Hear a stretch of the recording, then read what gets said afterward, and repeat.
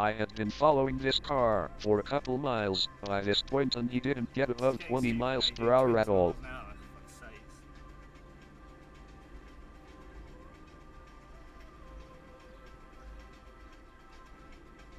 Now he applies the brake, no indicator though. Is he going to turn left maybe? Nope, he keeps on going.